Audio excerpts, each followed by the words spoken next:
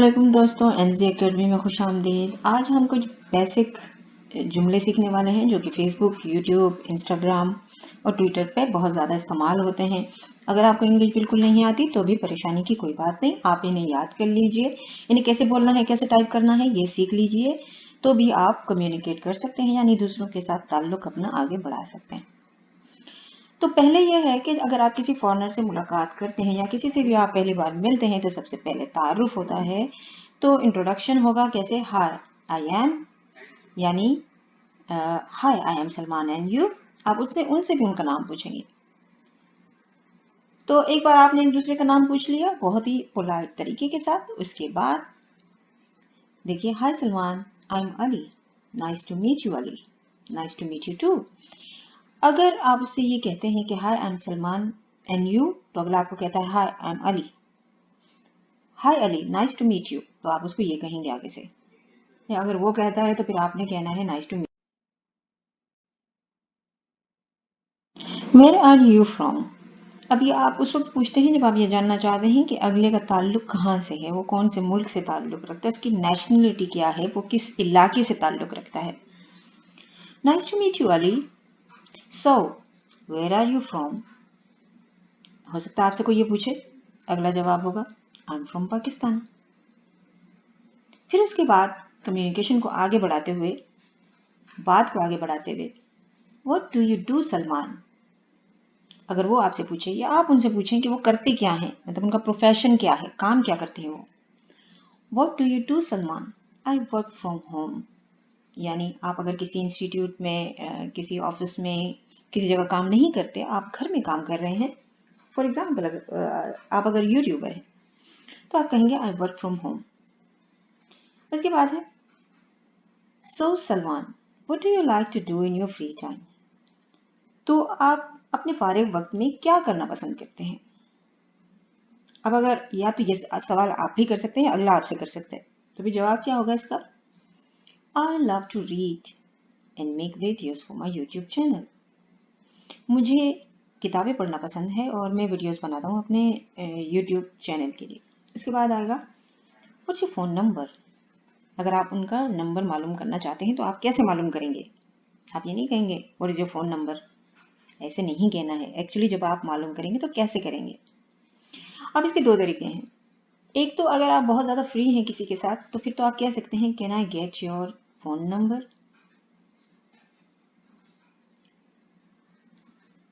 या फिर आप कहेंगे, अब ये कहना can I get your phone number कि बहुत ज़्यादा कैजुअल हो जाता है।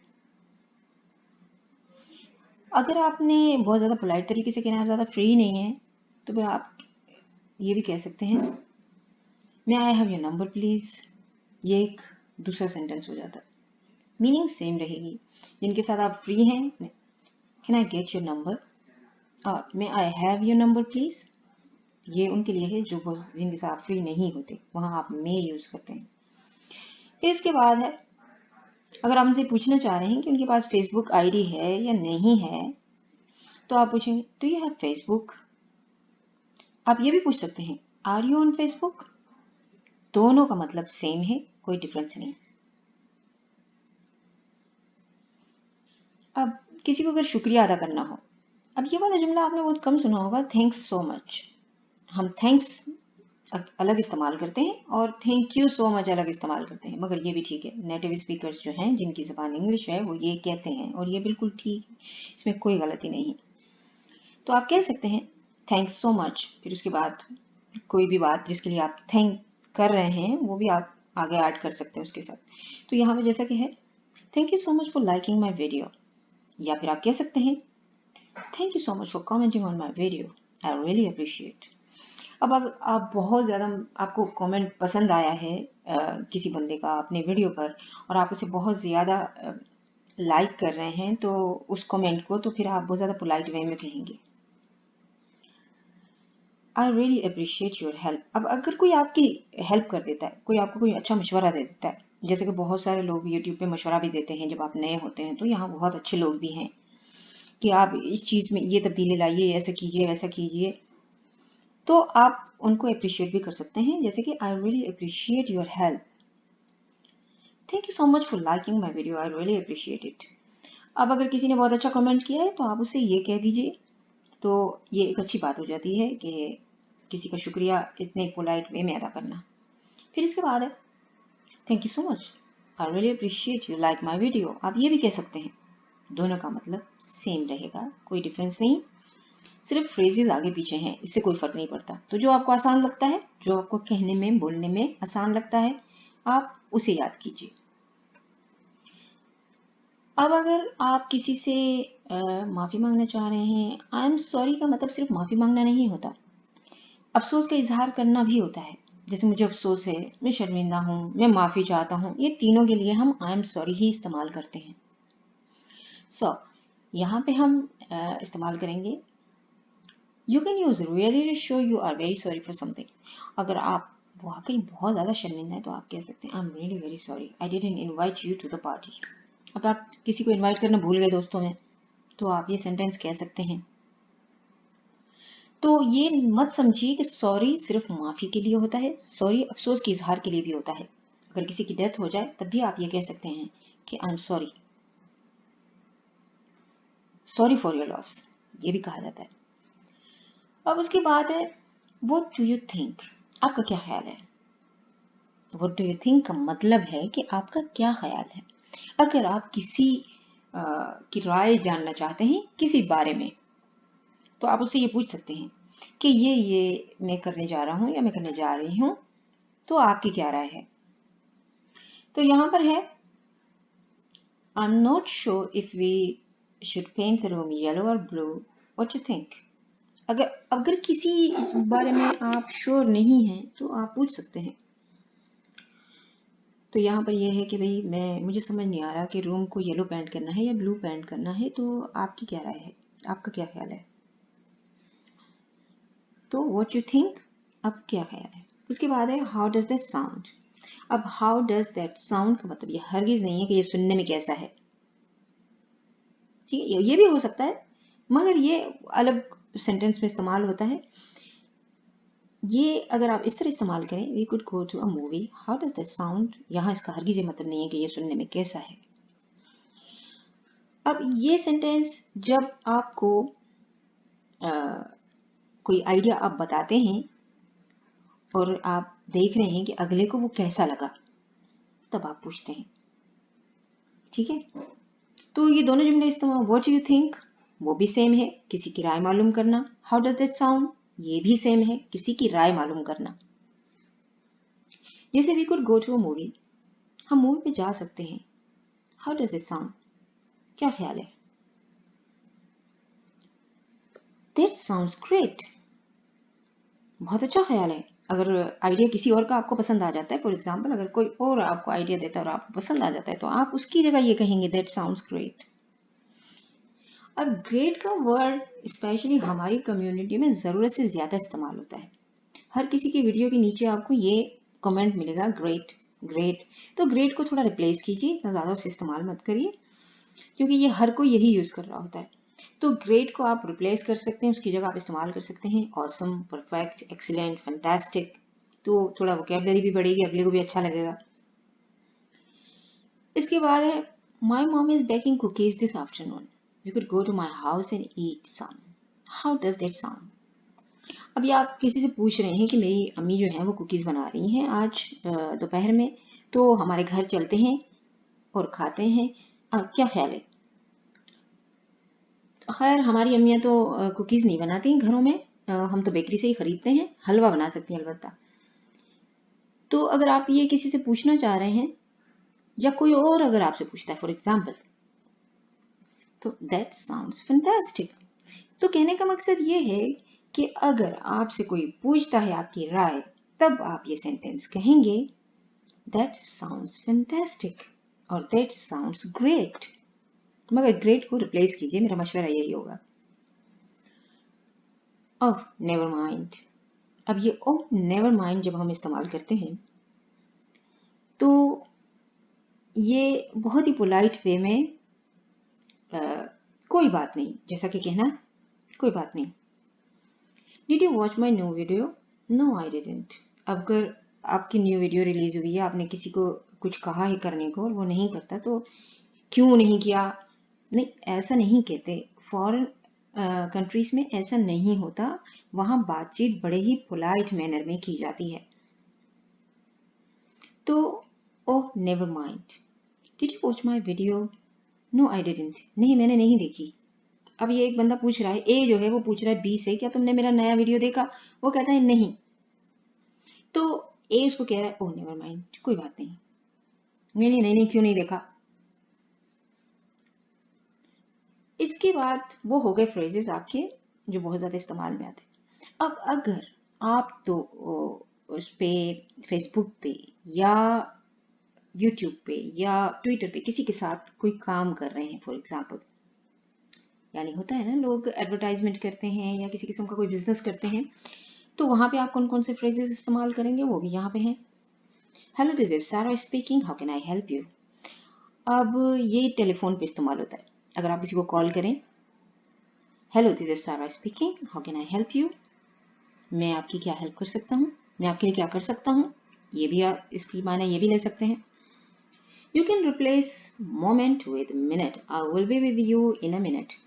अब ये अक्सर मैंने ये सुना है पाकिस्तान में लोग मूवमेंट ही इस्तेमाल करते हैं। मूवमेंट का मतलब होता है हरकत, मोमेंट का मतलब होता है मिनट या कुछ लम्हे, आप कह सकते हैं। तो यहाँ इस सेंटेंस में I will be with you in a minute, तो इसकी जगह आप मोमेंट भी इस्तेमाल कर सकते हैं।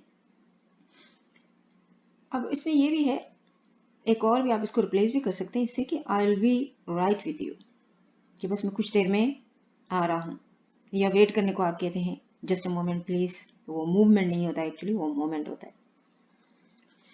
अब यह है good morning, I will be with you in a moment. When you want someone to call you or to call you back, return call. Use this phrase to give your phone number. Hi, this is Catherine from the financial office. Please call me back at so. Thanks. अब अगर आप कहीं call करते हैं, for example आपकी call नहीं मिल रही, उस वक्त वहां बंदा मौजूद नहीं, लेकिन आंसरिंग मशीन लगी हुई है, तो आप वो जो ट्यून एक होता है उसके बाद आप अपना ये आंसर वहां पे आप खुद अपनी आवाज रिकॉर्ड कर सकते हैं। Hi this is so and so from, मतलब अपनी जगह बताइए, यहाँ से मैं ये बात कर रहा हूँ, प्लीज कॉल मी बैक, मुझे दोबारा कॉल कीजिए आप, और फिर अपना नंबर साथ में थैंक्स। ओह रियली, अब ये वर्ड क्या, ओ वाकई, ऐसा हम कहते हैं उर्दू जबान में भी।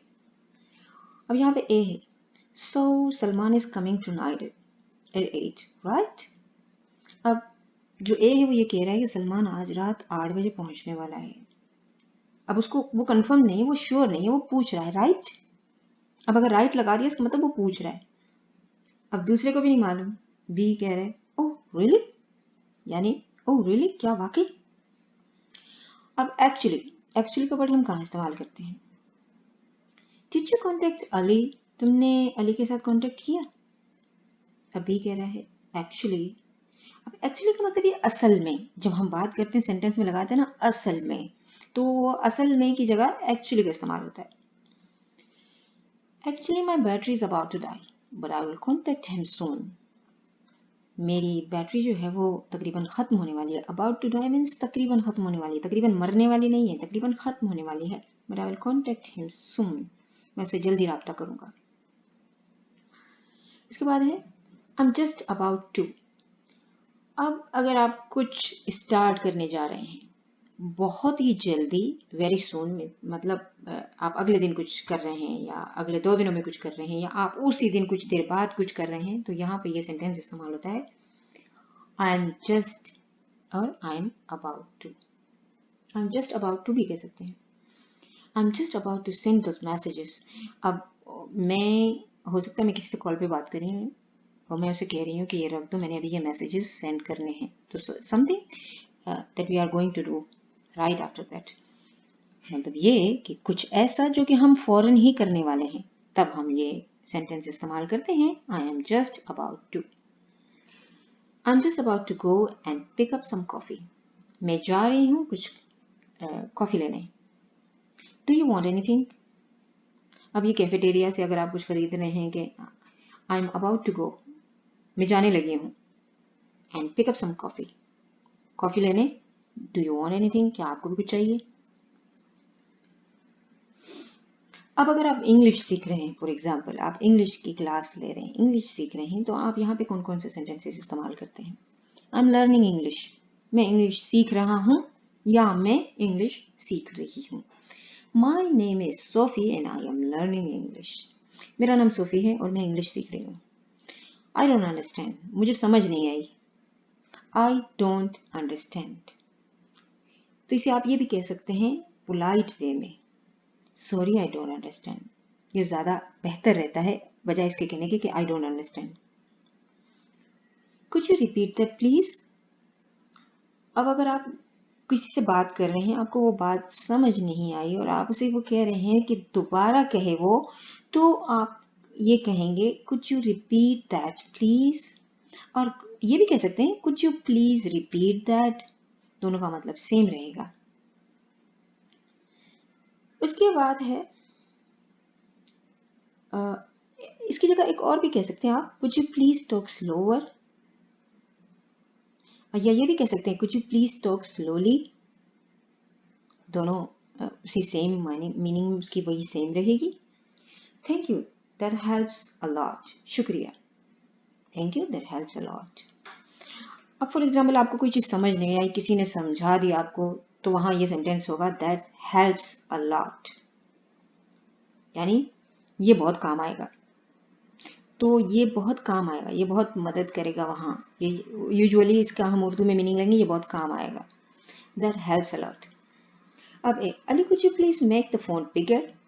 अब आप किसी को कह रहे हैं, फॉन्ट होता है जो राइटिंग छोटी बड़ी जिस जो होती है उसे फॉन्ट कहलाती है इंग्लिश में, तो क्या आप ये फॉन्ट छोटा या बड़ा, अब कोई ए जो है वो अली से कह रहा है कि इसे थोड़ा बड़ा कर दोगे, it's hard for me to read the word, ये मेरे लिए बहुत मुश्किल है पढ़ना, क्योंकि फॉन्ट ज़ाहिर छोटा होगा तो मुश्किल होगा पढ़ना। अब बी उसे कह रहा है sure I will change it's size from size 10 to 16, how is that. ज़रूर, मैं इसे चेंज करता हूँ 10 से 16 के साइज में, कैसा रहेगा, हाउ इज दैट। तो ए ने उसको आंसर दिया thank you that helps a lot, शुक्रिया, ये बहुत काम आएगा। What does dash mean. अब अगर आपको कोई लफ्ज समझ नहीं आया तो इस डैश में वो लफ्ज लगा दीजिए, अगर आपने किसी से पूछना है तो। What does that mean। अब दैट को हटा देंगे उस वक्त आप यहाँ डैश में वो लफ्ज लिखिए जो कि आपको समझ नहीं आ रहा। What do you mean। अब पहला जो जुमला है what does डैश मीन, यहाँ पर तो जो लफ्ज आपको समझ नहीं आया आप वो पूछेंगे, मगर what do you mean, क्या मतलब, जब हम पूछते हैं ना किसी से क्या मतलब, तो वहां आप कहेंगे व्हाट डू यू मीन। मैं उम्मीद करती हूँ कि आपको आज का वीडियो पसंद आया, अगर पसंद आया तो प्लीज़ इसे लाइक करिए और मेरे चैनल को सब्सक्राइब करना बिल्कुल मत भूलिए। अगले वीडियो तक के लिए इजाज़त दीजिए, अपना ख्याल रखिए, अल्लाह हाफिज़।